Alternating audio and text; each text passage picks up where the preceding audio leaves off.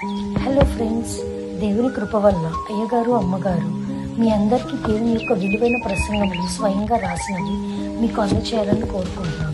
మా పుస్తకంలో సిలువ ధ్యాన ప్రసంగములు 83 ప్రసంగములు, క్రిస్మస్ ప్రసంగములు 50 ప్రసంగములు, బైబిల్లోని స్త్రీల ప్రసంగములు 72 ప్రసంగములు, మోషే సుఖోపవాస ప్రసంగములు 63 ప్రసంగములు. ఈ పుస్తకములు అయ్యగారు అమ్మగారు స్వయంగా రాసినవి మీ అందరికీ అందాలని కోరుకుంటున్నాము. మా పుస్తకములు కావాల్సిన వారు కాంటాక్ట్ అవ్వాల్సిన numbers: Bapatla reverend doctor P Jayapal గారు, phone number 9866412025. Guntur doctor P Prasad Rao గారు, ఫోన్ నెంబర్ 9413685994 అండ్ 9705789407. మా పుస్తకంలో మీరు తీసుకొని చదివి ఆదరణ పొంది దేవుని మహిమపరచాలని కోరుకుంటున్నాము. Don't forget to like the video. Thank you.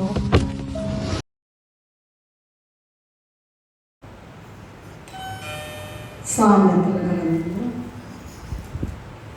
9వ అధ్యాయము 4 నుండి 6 వరకు చదువు. సామెతల గ్రంథము 9వ అధ్యాయము 4 నుండి 6 వరకు చదువు. జ్ఞానం లేని ఇక్కడికి రమ్మని ప్రకటించుచున్నది. తెలివిలేని వారితో అది ఇట్లనుచున్నది: వచ్చి నేను సిద్ధపరిచిన ఆహారం భుజించుడి, నేను కలిపిన ద్రాక్షారసమును పానము చేయుడి. ఇక జ్ఞానం లేని వారే ఉండక బ్రతుకుడి. తెలివి కలుగజేయ మార్గంలో చక్కగా నడువుడి. హాసకులకు బుద్ధి చెప్పువారు. చాలా మంచి ప్రార్థన చేస్తాను. మమ్మల్ని మిక్కిలిగా ప్రేమించిన మా తండ్రి, నీ పాదములకు నమస్కారములు. నీ మహాకృపను బట్టి, నీ అత్యంత కనికరాన్ని బట్టి ఈ దినమునైనా నీ పాద సన్నిధికి, నీ పాదాలు పట్టుకోవడానికి, నీ చేతులు తాకడానికి, నీ శరీరం అనే రొట్టె తినడానికి, నీ యొక్క రక్తం అనే ద్రాక్షారసము తాగడానికి మీరు మాకు ఇచ్చిన ఈ గొప్ప ధన్యత కొరకు నమస్కారములు. మీరే దిగి వచ్చి అయోగ్యురాలను, అపవిత్రురాలను, నన్ను ఏమాత్రం కూడా పరిశుద్ధత లేని అపరిశుద్ధురాలను నన్ను కటాక్షించి నన్ను అవతలకి నెట్టివేసి మీరే మాట్లాడమని జీవనాథుడైన యేసు నామములో నిన్ను వేడుకుని ప్రార్థిస్తూ ఉన్నాము తండ్రి. ఒకసారి నేను చదువుతాను, అందరూ తీసుకోండి. సామెతల గ్రంథము 9వ అధ్యాయము 4 నుండి 6 వరకు చదువుకుందాం. 1 నుంచి కూడా చదవచ్చు, అయితే 4 నుంచి 6 వరకు చదువుకుందాం. నేను చెప్తాను మళ్ళీ తర్వాత. జ్ఞానము లేనివాడా ఇక్కడికి రమ్మని ప్రకటించుచున్నది. తెలివి లేని వారితో అది ఇట్లనుచున్నది: వచ్చి నేను సిద్ధపరిచిన ఆహారంను భుజించుడి, నేను కలిపిన ద్రాక్షారసమును పానము చేయుడి. ఇక జ్ఞానము లేని వారై ఉండక బ్రతుకుడి అనేటువంటి మాట చదువుకున్నాం. ఈ వాక్యమును ఖచ్చితంగా దేవదాసయ్య గారు వ్రాసినటువంటి సంస్కార ప్రసంగాలలో మరి చాలా తరచి చూడగా ఆ సంస్కార పుస్తకం ఇప్పుడు రాస్తూ ఉన్నాము. ఊపిరి సలపకుండా, ఖాళీ లేకుండా ఒక క్షణం కూడా ఈ సంస్కార విషయాలు చూచినట్లయితే దేవదాసయ్య గారు సంస్కార విషయాల గురించి వ్రాసినప్పుడు, సంస్కార ప్రసంగాలు చదివినప్పుడు ఆ సంస్కార ప్రసంగంలో కొన్నిసార్లు ఏం వాడారంటే సంస్కారపు బల్ల అన్నారు.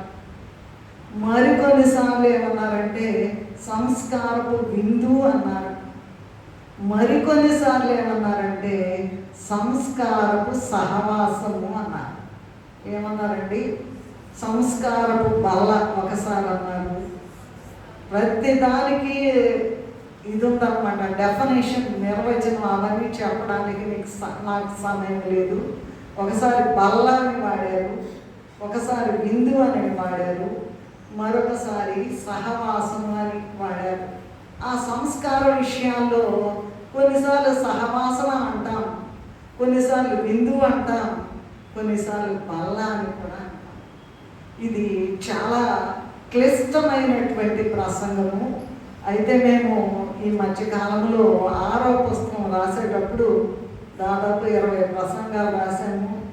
ఎండలు ఇవన్నీ కూడా లెక్క చేయకుండా ప్రభు సన్నిధిలో మోకాళ్ళ మీద ఉండి 24 గంటలు తెల్లవారుజామున 2-3 లేచి కూడా ధ్యానం చేస్తూ ఈ ప్రసంగాలని 20 ప్రసంగాలు ఇప్పటికి రాసాము.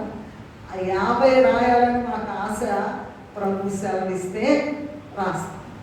సరే, ఇక్కడ 4 నుంచి 6 వరకే చదువుకున్నాం కదండి. 1వ వచనం నాకు ఇప్పుడే ప్రభు అందచేశారు. ఆ మాట నేను ధ్యానం చేసేటప్పుడు నాకు తెలియదు. ఆ మాట మొదటి 9వ అధ్యాయం 1వ వచనం ఏంటంటే, జ్ఞానము నివాసమును కట్టుకుని దానికి 7 స్తంభములు చెక్కుకొనినది. ఎవరండి ఈ జ్ఞానము? దైవ లక్షణాల స్థితిలో జ్ఞానం ఉందా లేదా చెప్పండి. దైవ లక్షణాల స్థితిలో పొద్దాకా చెప్పుకుంటాం కదమ్మా మనం. దాంట్లో ఉందా? ఏముంది? న్యాయము, ప్రేమ, అంతే కదండి. పరిశుద్ధత, శక్తి, జ్ఞానము, జీవము, సర్వ్యాపకత్వం, ఇవన్నీ కూడా చెప్పుకుంటాం కదా. సో జ్ఞానము అంటే ప్రభువే. 7 లోకాల అవతల ఉన్నటువంటి జ్ఞానము అంటే దేవుడే. జ్ఞానం అంట 7 లోకాలు, 7 స్తంభాలు చెప్పుకుందంట. చెప్పుకుని మరి పశువులను వధించి ద్రాక్షారసము కలిపి ఉన్నది, భోజన పదార్థాలు సిద్ధపరిచి ఉన్నది, తన పనికెత్తెల చేత జనులను, ఇక్కడ పనికెత్తలు అంటే ఎవరో తెలుసండి? పనివాడు అందులో అందరూ దేవుని యొక్క సేవకులు అన్నమాట. ఆయన ప్రవక్తలు అన్నమాట, ఆయన యాజకులు అన్నమాట. అక్కడంట పట్టణం అందరి మెట్టల మీద అది నిలిచి, జ్ఞానం లేనివాడా ఎక్కడున్నావయ్యా నువ్వు? ఏం చేస్తున్నావయ్యా నువ్వు? జ్ఞానం ఉందా నీకు?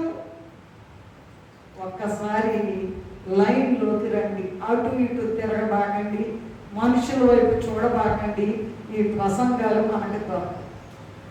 ఇదేదో పెద్ద ఎరగబడి చెప్తున్నాను అనుకోబాకండి. నాకు చాలా దడగా ఉంది, చెమట్లు పడుతున్నాయి, టైం కూడా లేదు నేను ధ్యానం చేసుకోవడానికి. అయినా కూడా ప్రభు తన యొక్క కృపను బట్టి ఈ సంస్కార విషయాలను చెప్పారు. సరే, జ్ఞానం లేని వాడ ఇక్కడికి రమ్మని ప్రకటించుతున్నది. తెలివి లేని వారితో అది ఇట్లా సంస్కారం తీసుకుని మీరేమని అనుకోండి, సంస్కారం లేకుండా బాప్తిసం తీసుకోకుండా సంస్కారం తీసుకున్న వాళ్ళందరూ తెలివి లేని వాళ్ళే బ్రాండ్ అన్నమాట. అంతే. అది మీరేమన్నా అనుకోండి, నన్ను ఏమన్నా నిందించుకోండి, పర్వాలేదు.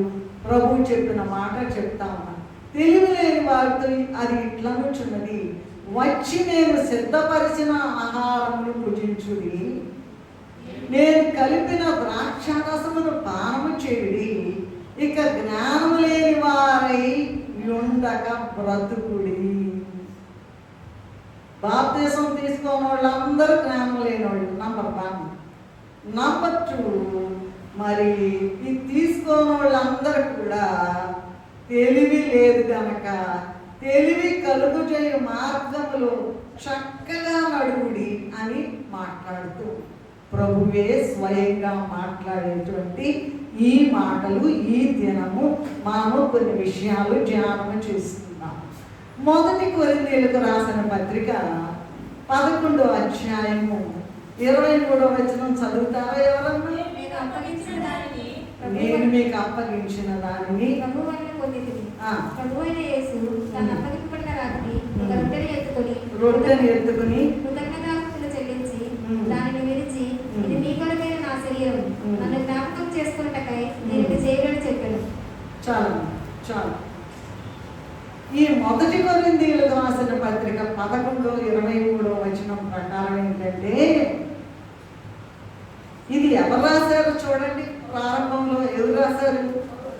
పౌలు గారు రాశారా లేదా? దేవుని చిత్తం వలన యేసుక్రీస్తు యొక్క మొదటి వచనం చదువుతున్నా. 11 పౌలు రాశారు. పౌలు గారు రాశారు. ఏమని రాశారు ఇక్కడ? నేను మీకు అప్పగించిన దానిని ప్రభువు వలన పొందితిని అని పౌలు గారు ఇక్కడ చెప్తూ ఉన్నారు. క్రీస్తు ప్రభు అట ఇక్కడ మనకి ఎక్కడే దొరకబండి ఇట్లాంటి అయ్యగారు ప్రసంగా. అయితే చాలా శ్రమ చేయాలి, చాలా శ్రమ చేయాలి. బుర్రంతా తిరిగిపోతాం. క్రీస్తు ప్రభు అంట శరీరధారిగా ఉన్న కాలంలో పౌలు గారు లేరు. క్రీస్తు ప్రభు జీవించి ఉన్నప్పుడు పౌలు గారు లేరు, అప్పటికి ఇంకా లేరు.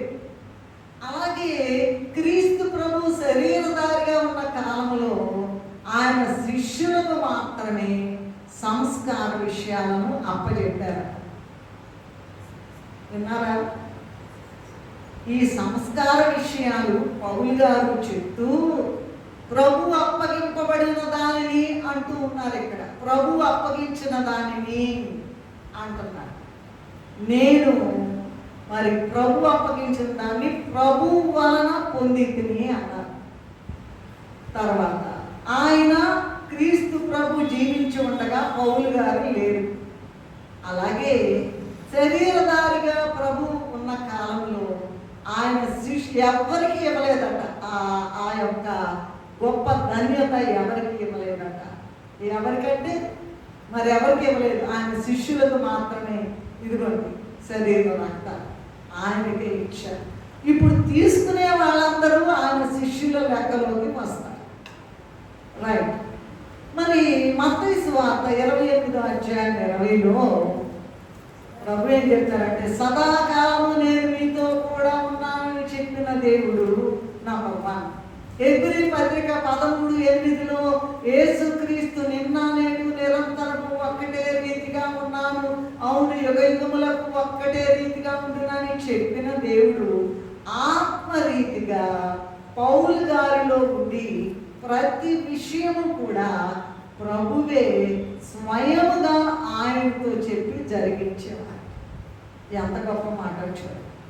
పౌలు గారితోనంట అసలు ఏం చేశారయ్యా, శిష్యులు ఎలా జీవించారయ్యా, ఎలా బ్రతికారయ్యా, వాళ్ళు ఎలా చనిపోయారయ్యా, వాళ్ళు ఎట్లా సాక్ష్యాలు చెప్పారయ్యా, వాళ్ళు ఎలా వాక్యాన్ని ప్రకటించారయ్యా, ఎన్ని అద్భుతాలు చేశారయ్యా అనేటువంటి మాటలంట ప్రభు అట డైరెక్ట్గా ప్రత్యక్షంగా పౌలు గారితో చెప్పి చేసేవారు.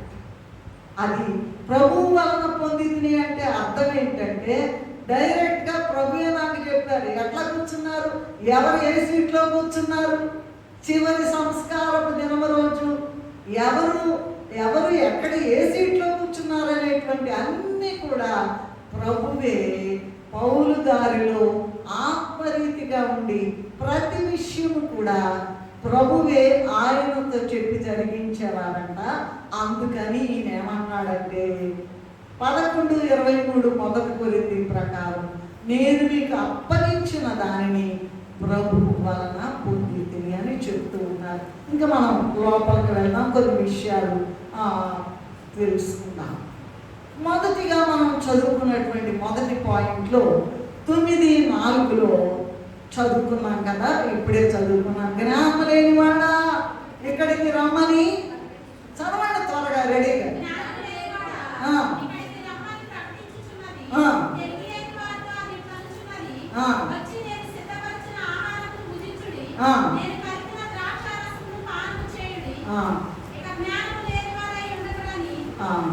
చాలా చదువుకున్నాం కదా, ఇక నేను మళ్ళా రిపీట్ చేయట్లేదు.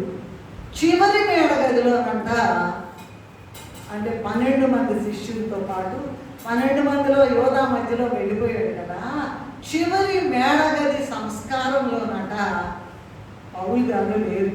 కానీ ప్రభువు వలన పొందితిని అని చెప్తున్నారు. ఎందుకంటే చివరి రాత్రి విషయాలు పౌలు గారికి తెలియకపోయినా అన్ని విషయాలు అంటే తన 12 మంది శిష్యులకు ఇలా ఇచ్చానయ్యా, నేను ఇలా ఇచ్చానయ్యా, మరి గిన్నె ఇదిగోనయ్యా, పాత్ర ఇదిగో, ఏం గిన్నె ఇచ్చారో, ఏం గిన్నెలో రొట్టి ఇచ్చారో చూపించారంట. ఏ పాత్రలో పెట్టారో, ఏ పాత్రలో ఆయన ద్రాక్షారసం పోసారో చూపించారట. ఎలా ఆయన చివరి రాత్రి సంస్కారంలో మేడగదిలో ఏం చేశారో మొత్తం A to Z మరి చెప్పారు అని 12 మంది శిష్యులకి ఇట్లా ఇచ్చానయ్యా అని చెప్పి పౌలు గారికి అంతరంగ సంస్కారం ఇచ్చారట. అందరితో పాటు కాకుండా డైరెక్ట్గా ఎప్పుడు కావాలంటే అప్పుడు. అయితే చాలా నిష్ట ఉండాలి సుమా, ఇష్టం వచ్చినట్టు మాట్లాడకూడదు సుమా, ఇష్టం వచ్చినట్టు తలంచకూడదు సుమా, ఇష్టం వచ్చినట్టు ఎవరిని విమర్శించకూడదు సుమా. ప్రభువు చెప్పినటువంటి ప్రేమ కలిగి ఉండాలి. అవి చాలా నిష్టలు ఉన్నాయి. ప్రపంచం మొత్తంలో కూడా నిష్ట అంటే ప్రభువుది, యూదులది. కనుక వాళ్ళు ఈ మధ్యకాలంలో ఆ యెరూషలేము ఛానల్ దానికి సంబంధించి చూస్తుంటే వాళ్ళంట పులిసిందేది కూడా మీరు రుచుకోవద్దంటే మిగిలిపోయిన రొట్లన్నీ కాల్చేస్తున్నారండి. మిగిలిపోయిన రొట్లన్నీ పూరీ పండగ చేసుకుంటూ మిగిలిపోయిన రొట్టెలన్నీ చూపించాడు అతను ఎవరో మాస్టర్ గారు అనుకుంటా. వారు ఇదిగోండి చూడండి, వాళ్ళు పులిసిందేది, మనలో మొత్తం పులిసిపోయిందే. మనలో మొత్తం మన మాట, మన చూపు, మన క్రియ, మన నడక, మన పడక, మన మొత్తం కూడా ఎలా ఉందండి? పులిసిపోయింది. అది మొత్తం కాల్చి వేసుకోకపోతే మనం సంస్కారం తీసుకోవడానికి యోగ్యులము కాదు. అందుకే అక్కడ ఏం చెప్తున్నారంటే అనేకులు ఏంటంటే రోగులై ఉన్నారు. సరిగ్గా తీసుకోవట్లా, ఆడతా పాడతా తీసుకుంటున్నారు, ఏముందనుకుంటున్నారు. అట్లాంటి కుదరదండి. ప్రభు దగ్గర స్పష్టంగా చెప్పారండి. ప్రభు చెప్పిన మరంట మనందరం ఏం చేయాలంట? ఈ అంతరంగ సంస్కారం తీసుకోవాలంటే సంస్కారం తీసుకునే ప్రతి వారు కూడా, మళ్ళీ రిపీట్, టు బి అండర్లైన్, సంస్కారం తీసుకునే ప్రతి వారు కూడా పౌలు గారికి ఇచ్చిన దేవా నేను కూడా నీ బిడ్డను కానా, అలా మరి డైరెక్ట్గా ప్రత్యేకంగా ఇచ్చావు కదా, నేను నీ బిడ్డను కానా, నాకు కూడా ఇవ్వని అడిగి అంతరంగ సంస్కారము తీసుకోవాలట. ప్రతి దినము కూడా నీకు దమ్ముంటే, ప్రభు సన్నిధిలో నీకు సహవాసం ఉంటే, ఎప్పుడు కావాలంటే అప్పుడు సంస్కారం తీసుకుంటే ఏంటండి, నేను తర్వాత చెప్తా విషయం. తీసుకోకపోతే ఏం లేదు, సంస్కారం తీసుకుంటే గొప్ప ప్రయోజనం ఉన్నది అనాలంట పౌలు గారు. అందుకే చెప్తున్నారు, అయ్యా అందరూ అడగాలంట, అయ్యా పౌలు గారికి ఇచ్చావు కదా, ఆ శిష్యులకి ఇలా ఇచ్చానన్నావు, ఆ గిన్నెని చూపించావు, ఆ పాత్రను చూపించావు, ఆ రొట్టెను చూపించావు, ఆ ద్రాక్షారసాన్ని చూపించావు, నాకు చూపించావు, పౌలు గారికి ఇచ్చావు కదయ్యా ప్రత్యేకంగా, నాకు కూడా ఇవ్వవని ప్రతి వారు కూడా సంస్కారం తీసుకునేవాడు. అయ్యా నేను నీ బిడ్డలుగానా, నాకు కూడా ఇవ్వని అడిగి అంతరంగ సంస్కారం తీసుకోవాలి. ఇంకొక మాట ఏమి రాశారంటే అయ్యగారు, ప్రతి తల్లికంట తన బిడ్డకి అన్నం పెట్టుకోవాలని ఆశగా ఉంటాం. ఎవరికన్నా అప్పు చెప్పి పెట్టడమ్మా అంటారమ్మా, తల్లి అయిన వారు ఎవరన్నా అంటారా? ఇంకా ఇంకా ఇంకా ఇంకా బాగా అసలు వాడు ఊసేస్తున్నా సరే ఇంకా దొరుకుతారు. తల్లికి అంత ప్రతి తల్లికి కూడా మరి స్వయముగా తన బిడ్డకు ఆహారం పెట్టుకోవాలని చాలా ఆశ ఉంటుందంట. కొత్తగా సంస్కారం తీసుకునే వాళ్ళు జాగ్రత్తగా లేదండి, ఎట్లా పెడితే అలా తీసుకోకూడదు. వాళ్ళే కాదు, పాత వాళ్ళందరం మనం, నేను ముందు నంబర్ 1 రైట్. మరి ప్రతి తల్లికి ఉంటుందట. అట్లాగే ప్రభువుకు కూడా తన బిడ్డలకు స్వయముగా ఆహారం ఆహారం పెట్టాలని ఉంటుంది కనుక ప్రభు చేతిలో నుండి అంతరంగ సంస్కారం పౌలు గారిలాగా తీసుకున్నట్లుగా తీసుకోవాలంటే ప్రతి గురువారం కూడా కనీసము 1 గంట సేపు ప్రభు సన్నిధిలో కనిపెట్టి ఆయన చేతిలో నుండి సంస్కారం తీసుకోవాలంటే ఇది నంబర్ 1. ఏంటండి, ప్రతి గురువారం సన్నిధోళ్ళు అంటారు. సన్నిధోళ్ళు ఆలస్యంగా అవుతున్నారండి. వాళ్ళంతా అయిపోయినా మాటలు కూడా ఇది కూడా అయిపోయినా ఏం కనిపెడతారు, వాళ్ళు ఏం తీసుకుంటారు, ఏం ప్రార్థన చేస్తారు? పేరుకి సన్నిధోడుగా ఉన్నామా? నిజంగా ప్రభు సన్నిధిలో ఉన్నామా?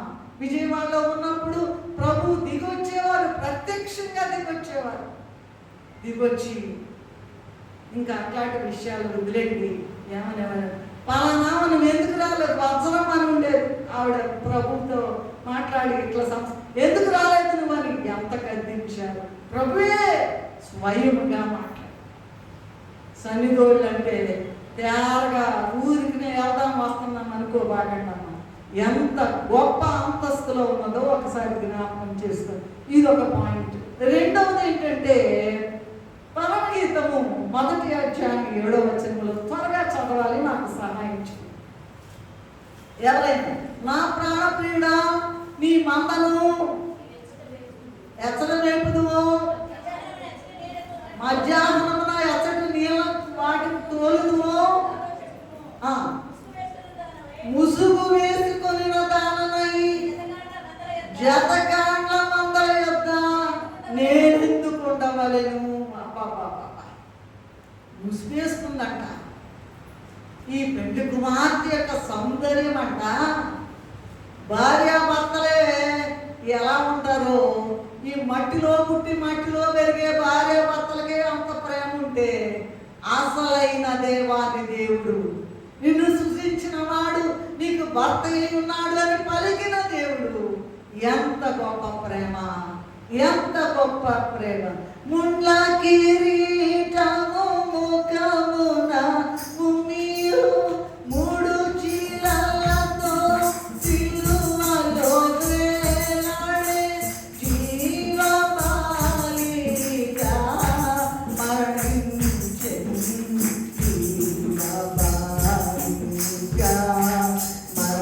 ఆయనంట జీవబలి బతికున్నాయన.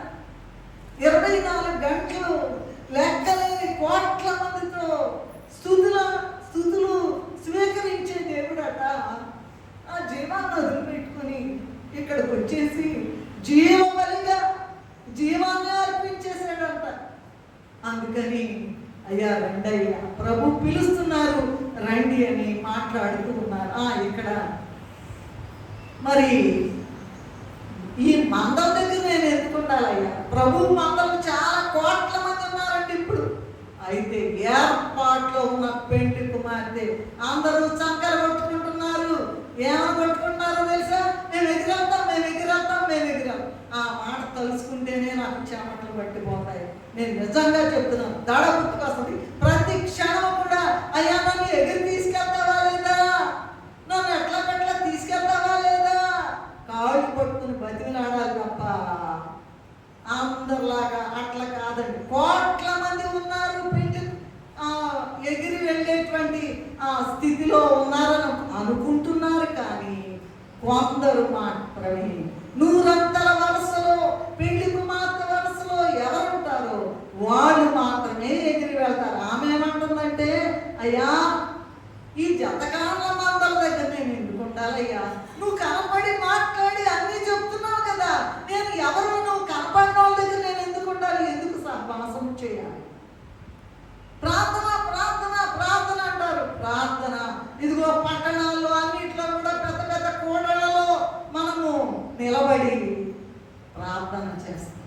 అట్లా కాదు. దేవుడు వినే ప్రార్థన నీకుందా? దేవుడు జవాబిచ్చేటువంటి స్వరముని వినగలవా? అదండి ఇక్కడ. ఇదిగో తెలివి లేనివాడా, జ్ఞానం లేనివాడా, జ్ఞానం లేకుండా బతకపాకండి రా బాబు, నేను వచ్చేస్తున్నాను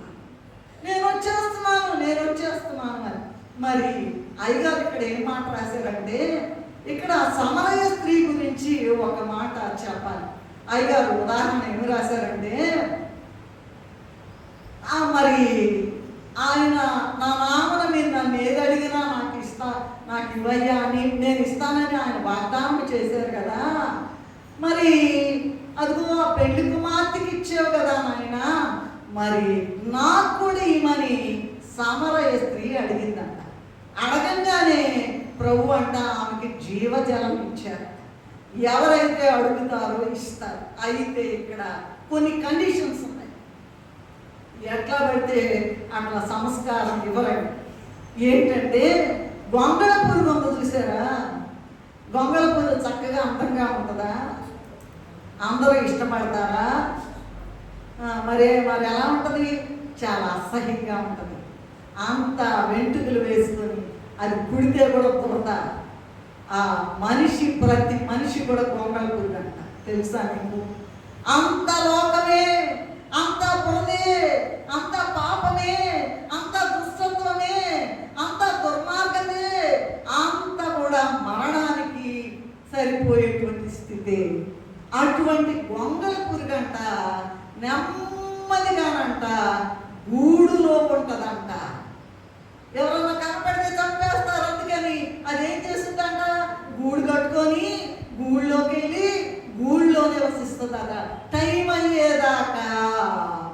ప్రతి మనిషి కూడా సంస్కారం తీసుకోవాలంటే, అంతరంగ సంస్కారం తీసుకోవాలంటే గూడులోకి వెళ్ళిపోయి, గూడు అంటే ఈజ్ ఈక్వల్ టు దైవ సన్నిధి.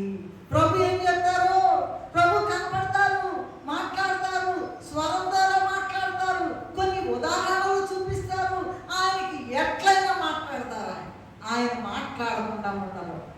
ఖచ్చితంగా తన పిల్లలైన వారితో ఎవరైతే ఉన్నారో వెంటలేదమ్మా అటు ఇటు చూడటం సరిపోతుంది. పాపనండి వినరు అంతే. అది అలాగే ఉంటుంది. సరే, మరి ఈ గొంగళ పురుగు దాంట్లో ఉండడం వల్లంట చక్కని రూపం వచ్చేస్తుందంట. చక్కని రూపం వచ్చి అసహ్యమైనటువంటి గొంగళి పురుగు అందమైనటువంటి సీతాకోక చిలుక. ఎంత అందంగా ఉంటుంది. పిల్లలు పట్టుకుందామని బొచ్చు పురుగులు పట్టుకుందామని ఎవరు అనుకోరండి.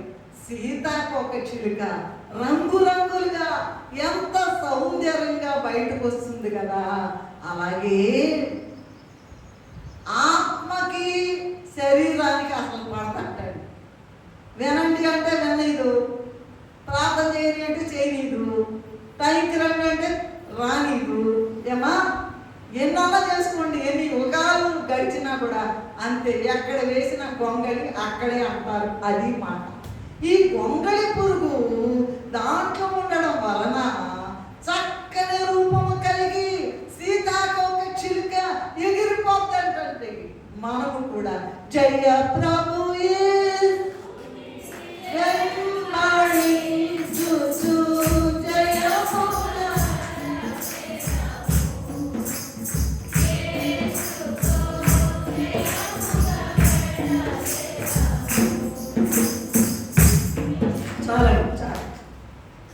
ఇది రెండో పాయింట్ కదా నేను చెప్తున్నాను. పరమగీతంలో 1:7 ఏముంది? 1:7 చదవండి ఒకసారి.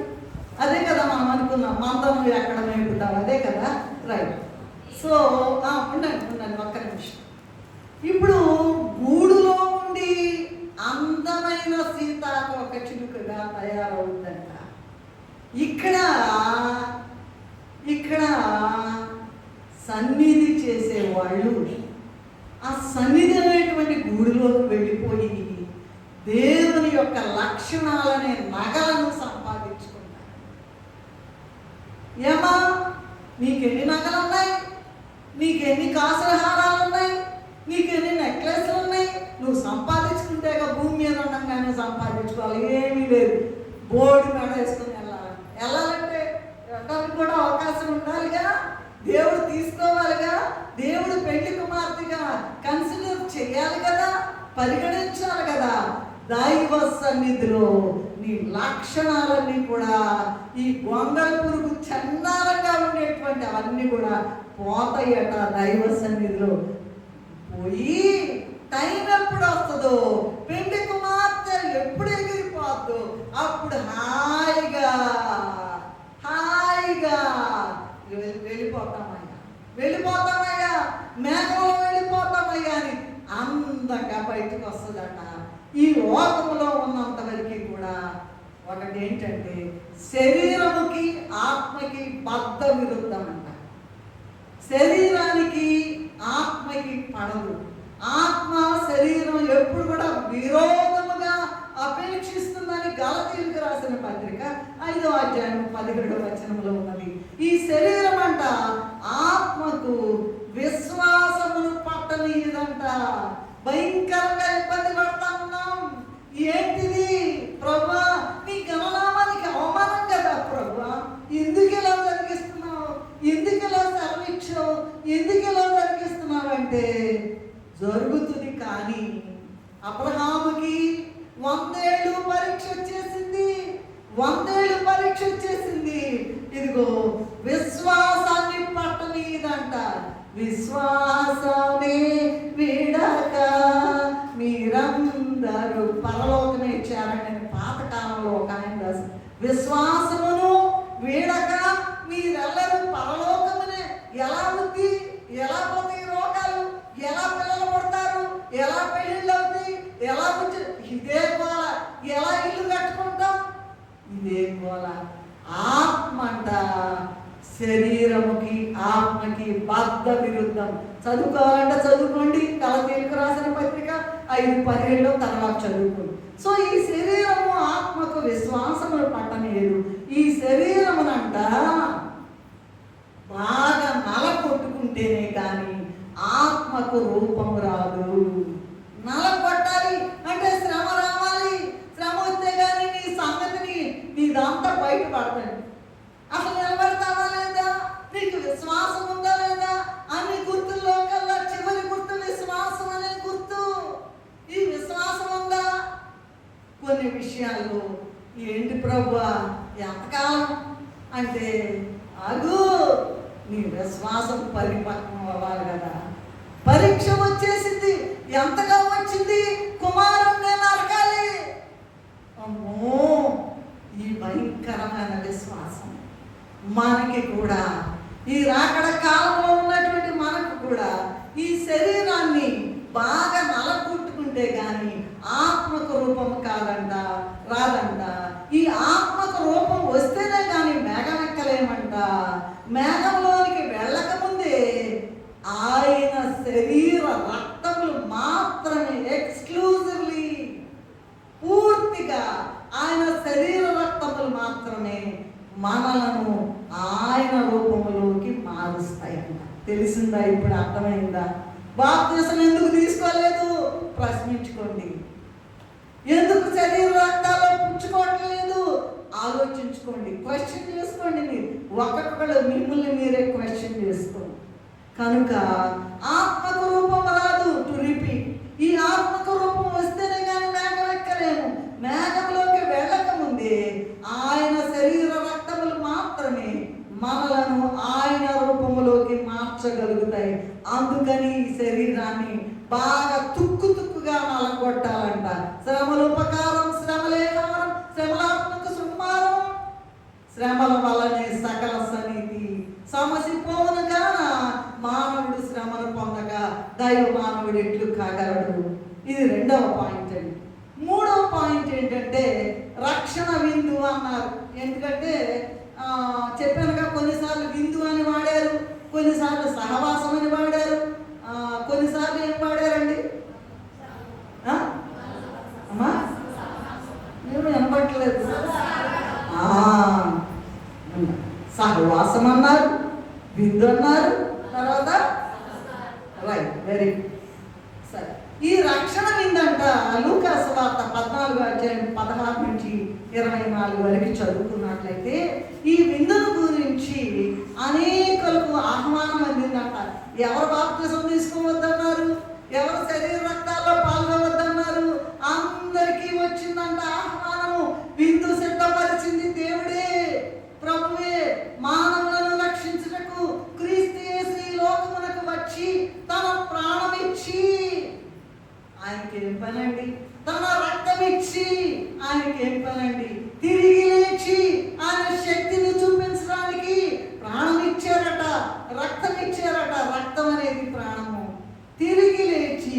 రక్షణ విందుకు అందరినీ సిద్ధపరిచారంటగా. అందరికీ అన్ని కాలాల్లో వారికి ఈ రక్షణ విందు యొక్క ఆహ్వానము వెళ్ళిపోయిందంటగానే మెదలకుండా కూర్చొని స్తంభాల్లాగా బాప్తీసం తీసుకోకుండా అదే ముందర కొంతమంది తీసుకుంటున్నారు అనుకుంటా ఉన్నటువంటి వాళ్ళారా, జ్ఞానము లేని వాళ్ళారా, పరిగెత్తుకొని రండి. దాహము ఉన్న వాళ్ళారా, దేవుడేసే జీవజలము. ఇది 3వ పాయింట్. 4వ పాయింట్ ఏంటంటే పాత నిబంధన సంఘపు విందు. ఇదేంటంటే ద్వితీయోపదేశ కాండము. చూసుకోండి, మీరు తర్వాత చదవనక్కర్లేదు, నోట్ చేసుకునే వాళ్ళ కొరకు చెప్తున్నాను.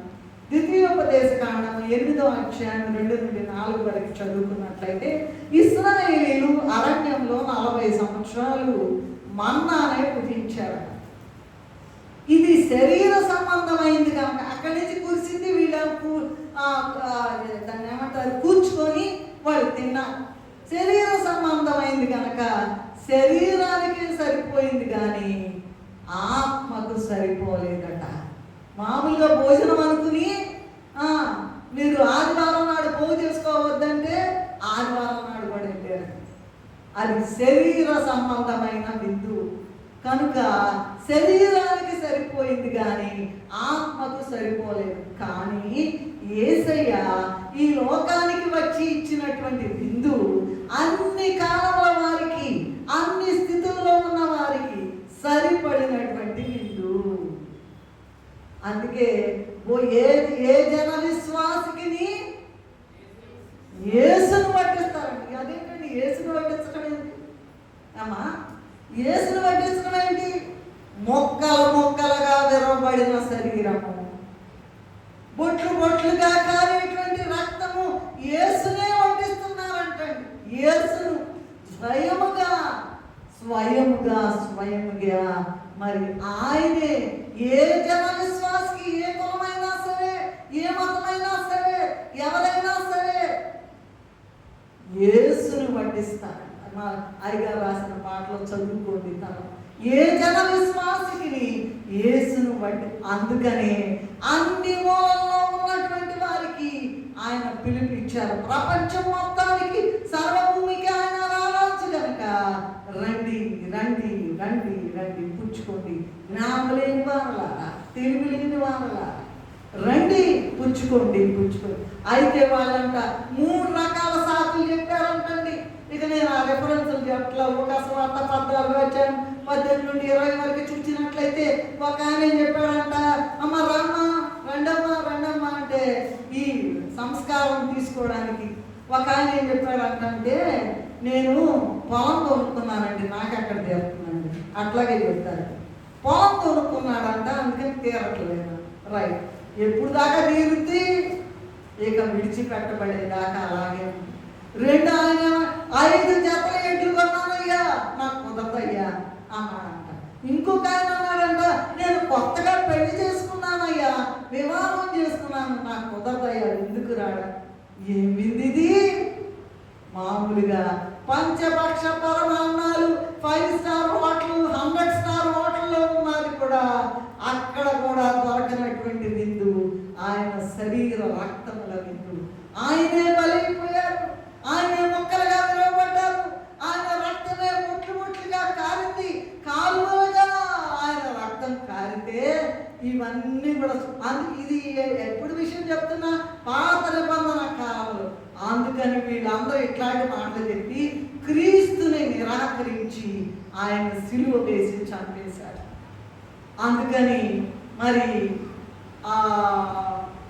వాటికన్నా ఎక్కువగా, పొలం కన్నా ఎక్కువ, 5 జతల ఎడ్ల కన్నా ఎక్కువ, వివాహం కన్నా ఎక్కువైనటువంటి నీ కొరకు నా కొరకు ప్రాణం ఇచ్చిన క్రీస్తుని నిరాకరించారు పాత నిబంధన వాళ్ళు ఉన్నటువంటి వారు, ఇశ్రాయేలు. అందుకే వాళ్ళకి ఇప్పుడు కూడా అప్పుడంట గుండెలు బాదుకుంటారంట, మెస్సియా వస్తాడంటే అసలు ఆయన కాదు మెస్సియాని సిలువ వేసి చంపివేశారు.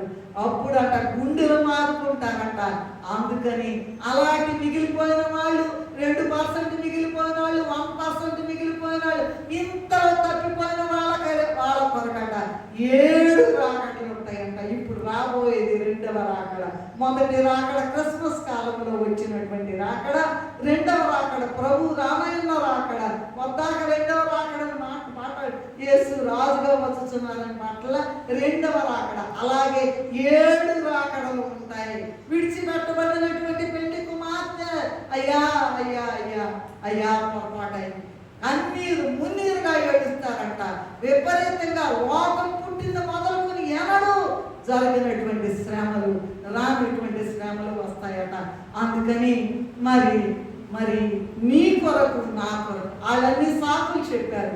వాటికన్నా ఎక్కువగా నీ కొరకు నా కొరకు ప్రాణం ఇచ్చిన క్రీస్తుని నిరాకరించారు. మరి నీవు క్రీస్తును వాటికన్నా ఎక్కువగా ప్రేమిస్తున్నావా?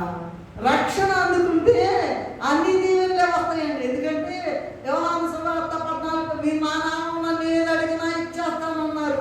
అంతేకాదు నా రాజ్యమును నా నీతిని ముందు వెతకండి, అప్పుడు అవన్నీ మీకు ఇచ్చేస్తాను. ఏం కావాలండి ఇది వదిలిపెడతారండి. ఉద్యోగం రాలేదని కదే, మరి పెళ్లి కాలేదు కదే. నా రాజ్యమును నాకు ఏంటో తెలుసా? పరుగులు ఎత్తుకురావాలి, ప్రభు దగ్గరికి పరుగులు ఎత్తుకురావాలి. నేను అమెరికా వెళ్ళినప్పుడు చూశాను కదా, 2 ఏళ్ళ పిల్లలేనండి, 1 ఇయర్ జస్ట్ నడుస్తుంది అనమాట. ఇట్లా పెట్టుకుని మూతి మీద ఇట్లా పెట్టుకుని నెమ్మదిగా ఎంత సర్వాధికారి వచ్చేసి వాళ్ళకి నేర్పిస్తారు. ఎక్కడికి ఏం లేదండి, ఎట్లా మాట్లాడవచ్చు, ఎట్లా నడవచ్చు. అలా కాదు, ఒక క్రమము ఉన్నది. ప్రతి దానికి కూడా మీరు నా నామన ఆయన రాజ్యమును ఆయన నీతిని వెతకడం నీ చేతైతే ఏదన్నా వచ్చి నీ కాళ్ళ పడాడు దేవుడు. అది మేము వ్యక్తిగతంగా అనుభవించి మాట్లాడగలుగుతున్నాం. ఇది ఈ పాత నిబంధన సంఘపు విందు సంగతి ఇప్పుడు చెప్పా. 4 పాయింట్లు అయినాయి అంతేనండి. 4 పాయింట్లు అయినాయి. కరెక్టేనా కదా? డౌట్ఫుల్గా ఉన్నారు. 5వది ఏంటంటే ఏర్పరచబడిన వారి విందు. ఏంటండి ఏర్పరచబడిన వారి విందు ఏంటండి? మత్తయి సువార్త 26 నుంచి 30 వరకు ఉంది. మార్కు సువార్త 14వ అధ్యాయం 22 నుండి 24 వరకు ఉంది. లూకా సువార్త 22వ అధ్యాయం 17 నుండి 20 వరకు ఉంది. మరి ఈ ఏర్పరచబడిన వారి విందు అంటే ఏంటంటే తన శిష్యులైన వారందరికీ కూడా ఆయనంట గురువారము రాత్రి మీకు విందుకి పోతున్నానని చెప్పలేదంట. ఎవరు? ప్రభు అంట ఆయన శిష్యులకంట మీకు విందుగా పోతున్నానని ముందు చెప్పలేదంట. కానీ ఆయనతో సహవాసము గల వారికి మాత్రమే ఆ విందు అని అర్థం చేస్తుంది. ఆయనతో సహవాసం గల వాళ్ళకి ఎవరు వచ్చారా? 12 మంది. 12 మందిలో ఒకడు తప్పిపోయాడు కదా. ఆయన సహవాసము గల వారికి మాత్రమే ఆ విందు. ముందు చెప్పలేదంట రండి అని. ఆయన వదిలిపెట్టకుండా పట్టుకున్నారు, ఆయన కాళ్ళు పట్టుకున్నారు. ఏం చెప్తాడో చివరి రాత్రి గురువారం నాడంట నేను విందు పోతున్నానయ్యా అని చెప్పలేదంట. అయినా కూడా వదిలిపెట్టకుండా ఉన్నారు. మరి మీరు ప్రభుతో సహవాసం చేస్తూ ఉన్నారా? ఈ సహవాసం కోరేవారు మరి ఏ సహవాసమును కోరరంటండి. వింటున్నారా? ఏ సహవాసము మాట్లాడలే. పలాని పేరు చెప్పుకుని ఆత్మ సహవాసమా? సహవాస కాళ్ళు అంటారు. ఏం సహవాసము? ప్రభువుతో సహవాసము గలవారు మాత్రమే ఈ సహవాసము కోరేవారు మరి ఏ సహవాసమును కోరరంట. ఎందుకో తెలుసా? ఇస్కరియోతు యూదా ధనంతో సహవాసం చేశాడంటండి. వాళ్ళు తప్పాడండి. వాళ్ళ ఇల్లు ఉందండి, వాళ్ళ దగ్గర బోళ్ళంత బంగారం ఉందండి, వాళ్ళకి 3-4 కార్లు ఉన్నాయండి. ఎవరికి లెక్క? రాజాదిరాజు మహిమాన్వితుడై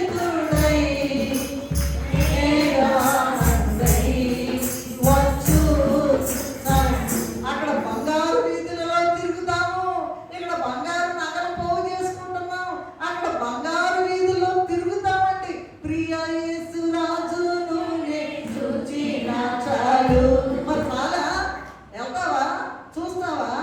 అక్కడికి వెళ్తావా? ఈ సంస్కారంలో పాల్గొన్నావా? బాప్తిస్మం తీసుకున్నావా? ఎవరికి పడితే వాళ్ళకి రాని అక్కడ ఈ సహవాసం అనేటువంటిది ఏమైంది వేరు. ఇస్కరియోతు యూదాట దానితో సహవాసం చేశాడు గనక ప్రభువుతో సహవాస విందును కోల్పోయాడంట. మొత్తం పేర్లు బయటకు వచ్చి చనిపోయాడని భయంకరంగా రాశారు. మరి అంటండి, ఒక మాట వినండి. పెళ్ళైతేనంట అందరినీ పిలుస్తారు. పెళ్ళైతే అందరికీ వివాహం ఆహ్వాన పత్రికలు అందిస్తారంట. పుట్టినరోజుకైతే అందరినీ పిలవదలుచుకోలేదండి. ఓన్లీ కిత్తనికి దగ్గర వాళ్ళని, సొంత వాళ్ళు అనుకోండి, సొంత వాళ్ళనే పిలుస్తారంట. అట్లే ఆయన సొంత వారిగా ఎవరైతే పరిగణిస్తున్నారో వారికి మాత్రమే ఆయన శరీర రక్తాలు ఇస్తారు. ఏంటండి, సొంత వాళ్ళని ఆయన ఎవరు అనుకుంటారో, ఇదిగో నాకు తెలియదు అక్రమం చేయవాళ్ళారా వెళ్ళిపోండి ఇక్కడి నుంచి గేటం అంటారు. విందు ఇచ్చేవారికంట ఆయన ఆయన సొంతోళ్ళు, నా సొంతోళ్ళు అని ఎవరైతే చెప్పుకుంటారో వాళ్ళకు మాత్రమే మరి ఈ శరీర రక్తాలు ఇస్తారు. మరి ఆయన దానిగా ఆయన వానిగా ఉండాలంటే నువ్వు శరీర రక్తాలు లేకపోతే నువ్వు ఏ మొహం పెట్టుకుని పరలోకం వెళ్దాం అనుకుంటున్నా? ఏ మొహం పెట్టుకుని మేఘంలోకి ఎక్కుదామనుకుంటున్నా? ఈ విషయం తెలిస్తేనే నాకు దడ పడుతుంది. అయ్యగారిని అడుగుతాను, అయ్యగారు నాకు ఒకటి ప్రార్థన చేయండి, నాకు భయం వేస్తుంది, ఈ మాటలు వింటుంటే భయం వేస్తుందండి. చేస్తాలే అంటారు. ఇక్కడ పెద్ద ఎరగబడి చేస్తున్నామని లేదండి, ఏమి లేదు. నథింగ్. దేవునితో సహవాసం మాత్రమే, దేవునితో నడవడం మాత్రమే, దేవునితో మాట్లాడడం మాత్రమే. ప్రభువు దూతలు పరిశుద్ధులు విమోముగా మన మధ్య వసవచ్చు వెలుగుతుందరుగా అని రాశారు కదండి. ఏది ఎవరన్నా వస్తున్నారా? పరిశుద్ధులు వస్తున్నారా? ప్రభు దూతలు వస్తున్నారా? ఆ సహవాసం మీరు అనుభవించగలుగుతున్నారా? వాళ్ళకేనండి, వాళ్ళకేనండి. ఇది 5వ పాయింట్. 6వ పాయింట్ ఏంటంటే, ఈ విందులో పాల్గొనే వాళ్ళకంట విపరీతమైనటువంటి ప్రేమ అంట, విపరీతమైనటువంటి విధేయత అంట. ఏదో ఆ పరిసయుడు సుంకర్లాగా పరిసయుడు నేను అవి చేశానయ్యా, ఇట్లా చేశానయ్యా, అట్లా చేశానయ్యా, మరి 10వ అంతస్తున్నా ఎవరికి కావాలా? ఇంత తక్కువైందా? అది కాదు. సుంకరి నిలువబడి ఆకాశం వైపు తేరి చూచు, ప్రభువా పాపినైన ఆకాశం వైపు తేరి చూడడానికి కూడా ధైర్యము చాలక, ప్రభువా పాపినైన నన్ను కరుణించు. అటువంటి మనస్సు రావాలి నువ్వు శరీర రక్తాలు తీసుకున్నట్లయితే. ఆయన మరంట ప్రభు అంట అప్పటి వరకు వీళ్ళకి నిందించాడు. అప్పటి వరకు ఆయన సిలువకి వెళ్ళలేదు, ఇంకా రక్తాన్ని కూడా కార్చలేదు. ఏమన్నారంట, ఇదిగో నా శరీర రక్తాలు తీసుకోండి. మనం ఇందాక చెప్పాను కదా, మరి మత్తయి సువార్త, మార్కు సువార్త, మరి లూకా సువార్త వీటిలన్నిటిలో ఉంది కదండి, నా రక్తము నా శరీరం అని చెప్పారు కదా. అప్పటి వరకు ఆయన సిలువకి వెళ్ళలా, ఇంకా వెళ్ళలా. ఎప్పుడు శుక్రవారం కదా, మరి రక్తం కార్చలేదు. నా శరీర రక్తాలు తీసుకోండి అంటే ఎవ్వరు కూడా ఎదురు ప్రశ్న వేయలేదు. ఏంటయ్యా నీ శరీరం ఏంటి, నీ రక్తం ఏంటి, ఈ మాట చెప్తాం. నోరు నడపలేదంట. ఆయన ఏం చెప్తారో అదే చేశారు. ఒక్కడు కూడా ప్రశ్నించలేదంట. అంతగా వారు ఆయనను నమ్మారట, అంతగా ప్రేమించారట. అసలు ఈ ద్రాక్షారసం ఎందుకు ఏర్పాటు చేశారండి?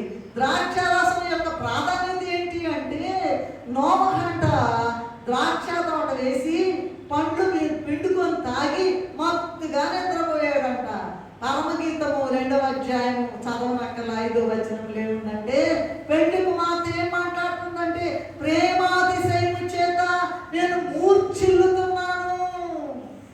అబ్బా ఎంత ప్రేమ అండి, వివరించలేమండి.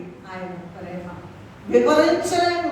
మూర్ఛిల్లుతున్నానని సంఘము అంటూ ఉన్నదంట. ప్రేమను రుచి చూపించేది మన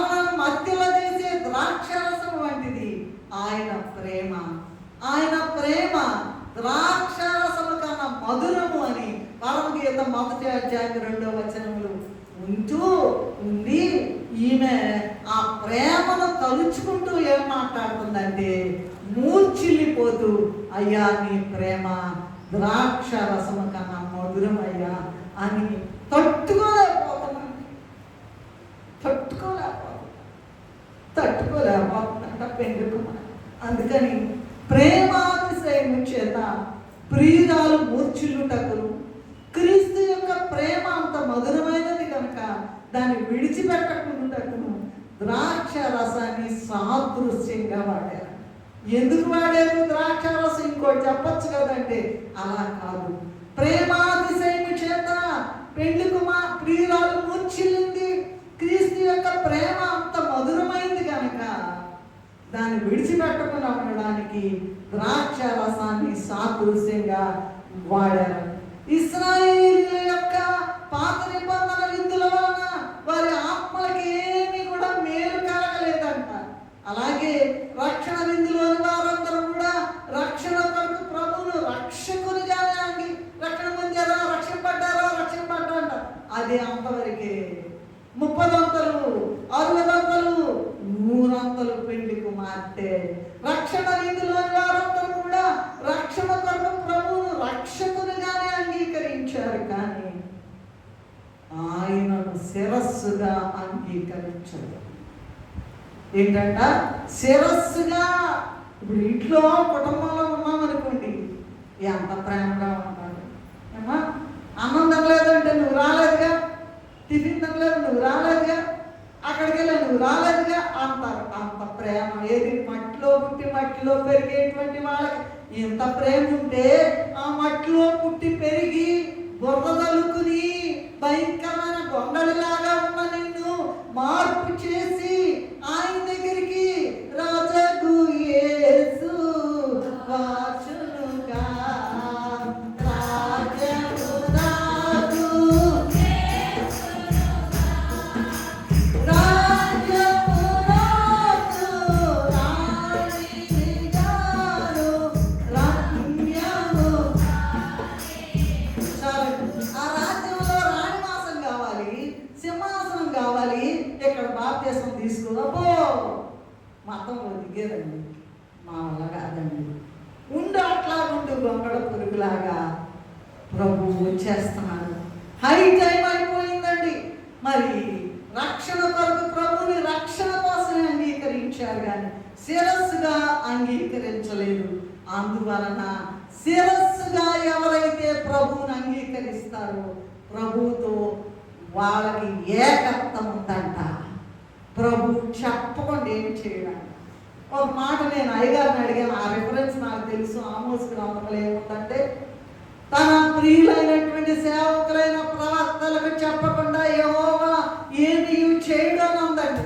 అది అట్లాగా ఏది కూడా చెప్పకూడదు. ఏంటండి? ఏది కూడా చెప్పకుండా ఉండదు.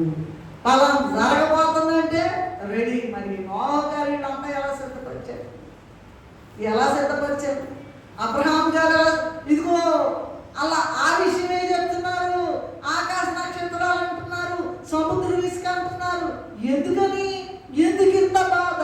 విశ్వాసులకు తండ్రి పెద్ద కిరీటం వచ్చేసి ఎవడైనా చస్తే వెళ్ళిపోయి అబ్రహాం రోమను ఆనుకునేవాడు, శరీర రక్తాలు తీసుకునేవాళ్ళే. అందరం ఆనుకోవడానికి వీల్లేదు.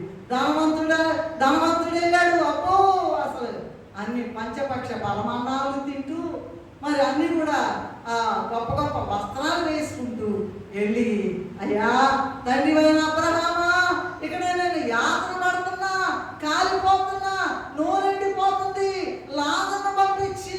ఎవరా లాజరు? అక్కడ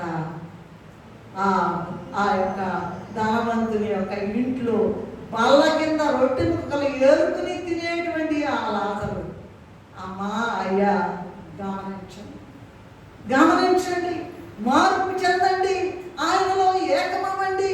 ఆయన శరీర రక్తాలు ఊరికినే పుచ్చుకోబాకండి. గడగడ పోవాలంట. ఒకసారి నేను చెప్పాను, మరి 2 నెలలు అయిందో 3 నెలలు అయిందో నెల అయిందో నాకు గుర్తులేదు, కానీ ఆ తీసుకునేదాకా ఆ వారమంతా హోసన్నా హోసన్నా హోసన్నా అనాలంట. హోసన్నా అంటే రక్షించు ప్రభువా, నేను అయోగ్యంగా వెళ్తానేమో నాయన, నాలో పాపం నుండి తీసుకుంటున్నానేమో నాయన, నాలో భయంకరమైన దుర్మార్గత నుండి తీసుకుంటున్నానేమో నాయన అని ఆయన్ని హోసన్నా హోసన్నా అని చెప్పుకోవాలంట. తీసుకున్న తర్వాత హల్లెలూయా అని చెప్పి, అయ్యా జయమిచ్చినందుకు స్తోత్రం, అయోగ్యంగా నేను పాల్గొనుకోకుండా నాకు సహాయం చేసిన ప్రభువా అని హల్లెలూయా అని చెప్పుకోవాలంట. ఈ యొక్క అనుభవం మీకు ఉన్నదా? ఊరికినే వచ్చి పాటలు పాడుతుంటారు, ప్రభు సంస్కారం కింద పాడుతున్నారు, డబ్బా తీసుకోవడమును వెళ్ళటమును, తాగండి అనగానే తాగండి, తినండి అనగానే తినండి. అలా కాదండి, అలాగూ కాదండి. మరి శిరస్సుగా అంగీకరించిన వారికి ప్రభువులో ఏకత్వం ఉన్నది, ఏర్పరచబడిన వారి ఇందులోనే ఈ ఐక్యత ఉన్నది. ఆయన మనలో ఉండుట, మనం ఆయనలో ఉండుట, ఇది ప్రభు యొక్క సంస్కారంలోని బంధం అంటండి. ఏంటండి? మనము ఆయనలో ఉండుట, పొద్దాక ఆయనతో కలిసిపోతామంటండి. తండ్రి కుమార పరిశుద్ధాత్మలు ఏకరీతిగా ఉన్నట్లుగా ప్రభువుతో మనం కలిసిపోవాలి. కలిసిపోతే ఇదిగో నేను నీకు చెప్పకుండా ఏమన్నా చేస్తానా అన్నాడు. ఏమా మనము ఈ భూలోకములో ఉండి గొంగళ పురుగుల్లాగా ఉండి, అయ్యా మరి ఆ తండ్రి కుమార పరిశుద్ధాత్మలు ఏకమయ్యేటువంటి రీతిలో మనం కూడా ప్రభువుతో అంటి పెట్టుకుని ఏకత్వము కలిగి ఉండాలట. అటు ఐక్యతతో, స్తుతించే హృదయముతో, సంతోషముతో, ఆనందముతో నేను ఆయన ఏకమై ఉన్నామనే హృదయం. నేను ఆయన ఎవరితో నాకు అక్కర్లా, ఆయనతో అక్కర్లా, ఈయనతో అక్కర్లా అంటే మీరు అపార్థం చేసుకోబాకండి. భార్యాభర్తలు కూడా అట్లా కూడా ఉండాలండి, కానీ ఇద్దరు కలిపి ప్రభువుతో ఏకం అవ్వాలి. అందుకని మీరు తిరగలు విసురుతారంట, ఒక ఆమె వెళ్ళిపోతాంట, ఒక ఆమె అక్కడ ఉంటున్నారు. చూసారా? ఉన్నారుగా ఇట్లాంటి ఉదాహరణలు చెప్పారు కదండి. ఒకళ్ళు వెళ్ళిపోతారు, ఒకళ్ళు మిగిలిపోతారు. ఏమ్మా చూడండి. కానీ ఈ విషయము అట్టి ఐక్యతతో, అట్టి స్తుతించే హృదయముతో, అట్టి సంతోషముతో, అట్టి ఆనందముతో నేను ఆయన ఏకమై ఉన్నానే హృదయముతో బల్ల యొద్దకు రావాలి అనేటువంటి మాట రాశారు దేవదాసయ్య గారు. మరి అంటండి, ఈ ఒక్క మాటలు కొన్ని మాటలు చెప్పి నేను ముగించేస్తా. మొదటి నెల అంటే జనవరి నెల. మొదటి నెల సంస్కార బల్ల యొద్దకు రాకపోతే, అట్లాగే మామూలుగా సైమల్టేనియస్గా మొదటి నెల సంస్కారంలో, మొదటి నెల అంటే మొదట సంస్కారం ఫస్ట్ వీకే కదా ఇస్తున్నారు. మొదటి నెల సంస్కారపు బల్ల యొద్దకు రాకపోతే 11 నెలలు వచ్చేటువంటి ఆత్మీయ బలం, ఆయుష్ కూడా తగ్గిపోద్దంట. To be underline. ఆత్మ బలం తగ్గిపోద్దంట, ఆయుష్ కూడా తగ్గిపోద్దంట. కనుక మనం ఆయనలో, ఆయన మనలో ఉండడానికి బల్ల యొద్దకు రావాలంట. ఇద్దరు ఒకటే, ప్రభువు నేను ఏకమైపోయామని సంతోషముతో బల్ల యొద్దకు రావాలంట. చూడండి, మోషే అంట నీళ్లను రక్తంగా మార్చాడంట. నిర్గమకాండం 7:20లో ఉన్నది. యేసు ప్రభు కానా విందులో నీటిని ద్రాక్షారసంగా మార్చారంట. యోహాను 2:6-10 వరకు ఉన్నది. అయితే మత్తయి సువార్త 26:20-28 వరకు, మార్కు సువార్త 14:23-24 వరకు, అలాగే లూకా సువార్తలో కూడా 22:20లో ఆయనంట, జాగ్రత్తగా వినండి ఈ మాట, ఈ సువార్తలన్నింటిలో ఆయనంట ద్రాక్షారసమును రక్తంగా మార్చి మనకు సంస్కారంలో ఇచ్చారు. ఏంటంట? ద్రాక్షారసము రక్తమైపోయిందంట. అది ఏ మ్యాజిక్ కోడ్ పనికి వస్తాడండి? ఎంత మ్యాజిక్ కోడ్ పనికి వస్తాడు? పెద్ద ఇంద్రజాల మహేంద్రజాల అంటారు కదా. ఎంతమంది ద్రాక్షారసం రక్తంగా మార్చి ఆయన మనకు సంస్కారంలో ఇచ్చారంట. శ్రేష్టమైనది, మనల్ని బ్రతికించేది శరీరానికి కావలసింది, ఆత్మకు కావలసింది ఈ సంస్కారంలోనే ఉన్నది కనుక ఇట్టి సంస్కారపు విందును పరిశుద్ధముగా ఎంచి అందరూ కూడా 1 కొరింథీయులకు రాసిన పత్రిక 11:27-8లో ఉన్నట్లుగా 27:28లో ఉన్నట్లుగా ఘనమైందిగా మనం ఆచరించినట్లయితే ఆయనే స్వయముగా దిగి వచ్చి పౌలు గారికి ఇచ్చినట్లు మనకు కూడా స్వయముగా, వింటున్నారా, స్వయముగా వడ్డిస్తారంట, తినిపిస్తారంట, ఆరోహణ బలం ఇస్తారంట, ఆయన రాకడలో మనకు పాలు దయచేస్తారట. అట్టి అంతరంగ సంస్కారం బలముతో ఆత్మ తండ్రి మనకంట నైజం మీద బలం ఇస్తారంట, జయమిస్తారంట.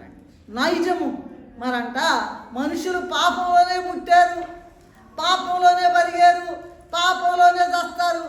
ఎంతనా చెప్పు, ఆ పాపము, అబద్ధం అనే పాపము, మోసం అనే పాపము, వ్యభిచారం అనే పాపము, అన్ని రకాలైనటువంటి పాపాలు ఉన్నాయి. ఆ పాపాలన్నీ పాకపోతే నైజ పాపం, అన్ని పాపాలు పోయినా కూడా నైజ పాపం అనేది ఉంటుందంట. ఆ నైజ పాపం పోవడానికి ఈ యొక్క ఏంటది శరీర రక్తములు నైజ పాపములు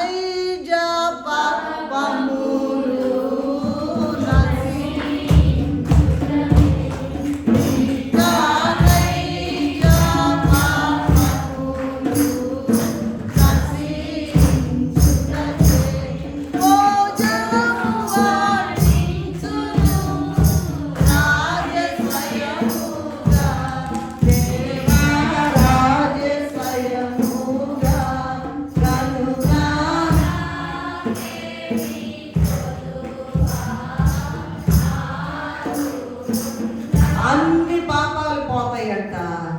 నైజ పాపం పోవాలంటే శరీర రక్తాలు ఏమంటారంటే, జ్వరం వచ్చిందనుకో, రోగం వచ్చిందనుకో, పలాని మందు పడాలిరా అంటారు. ఏమంటారండి, ఆ మందు పడితే కానీ తగ్గదంట. ఆ మందు ఏంటంటే శరీర రక్తాలనే మందు. ఆయుష్ ఇస్తుంది, సిద్ధపాటిస్తుంది, బలం ఇస్తుంది, ఎగిరి వెళ్ళే ధన్యత ఇస్తుంది, నైజ పాపం నాశనం చేస్తుంది. రెప్పపాటు కాలంలో 1 సెకండ్లో 11వ భాగం ఆ లోపలే పాపం వచ్చేసిందంట. అందుకని గద్ద ఎగిరి తన్నికెళ్ళిపోయినట్లుగా ప్రభు అంట వచ్చేస్తారంట.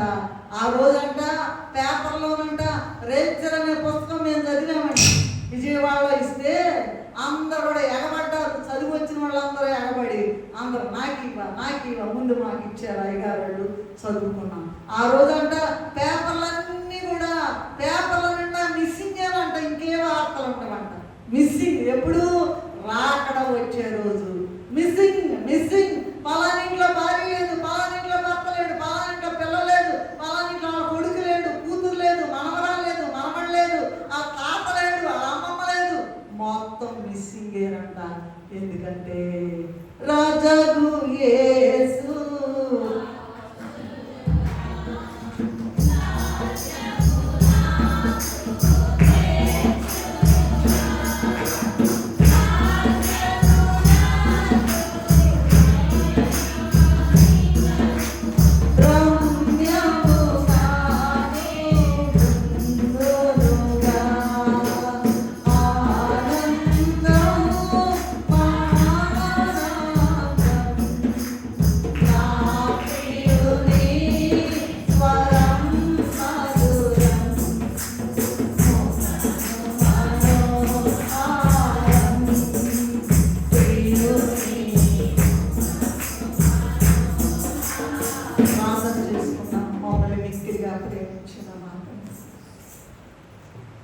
ఈ మర్మాలన్నీ కూడా నాయన ఆ సంస్కారం అనే పుస్తకంలో మీరే స్వయంగా డిక్టేట్ చేశారంట. రాసుకున్నవాడు రాసుకుంటారు, నోట్స్లో ఉన్నవాడు నేర్చుకుని ఉంటారు, కానీ ఆ నోట్స్లో ఉన్నా కూడా చెప్పలేని వాళ్ళు ఉంటారు. కానీ నీవే మా తండ్రి గారిని ఏర్పాటు చేసుకుని 90 సంవత్సరాల వయసులో తల కిందకు పెట్టి కాడి పైకి పెట్టి రాత్రి అంతా కూడా ఆయన ఈ సన్నిధిలో ఉండి ఎన్ని పుస్తకాలు అందుకున్నాడు? 62 పుస్తకాలు అందుకున్నాడు. ఎవరు నాయన ఈ పుస్తకాలు రాసినటువంటి హీరో ఎవరు కూడా లేరు ఈ లోకంలో. ఎందుకంటే నీవు చిట్ట చివరిగా రాకడ కొరకు ఏర్పాటు చేసినటువంటి, ఇదిగో రాకడ కొరకు ఏర్పాటు చేసినటువంటి బైబిల్ మిషన్ ఆ బిడ్డ ద్వారా, ఆ ప్రవక్త ద్వారా ఏర్పాటు చేశారు. అయితే ఏ జనం కూడా అందరికీ వడ్డిస్తారట, కానీ తమకు ఇష్టము కాని జనము దానికి రాని ఏర్పాట్లో ఉన్నామని తీసుకుని వచ్చి ద్రాక్షారసమును రక్తముగా మార్చి నీ శరీరాన్ని ముక్కలుగా వెరగొట్టి ఆ శరీరము మారుతుంది. దేవా, గడగడ వణుకుతూ నీ సన్నిధిలో నేను భయపడి ఆయన మునిగిపోతా.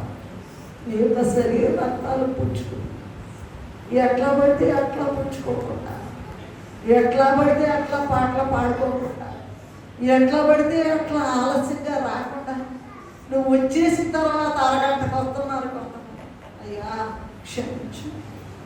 అటువంటి దుస్థితిలో ఎవరు మేము ఉండకుండా నీ యొక్క శరీర రక్తాలు పొందుకొని గొప్ప సహవాసం నీలో మేము మాలో నీకు కలిసిపోయి తండ్రి రాకడలో మేఘమెక్కి ఎగిరి వెళ్ళే ధన్యత అనుగ్రహించు. మాట్లాడుటకు వచ్చేసిన మర్మములు బోధించిన యేసయ్య అతి పరిశుద్ధ నామములు ఎంతో వేయంతో వేడుకొని ప్రార్థిస్తున్న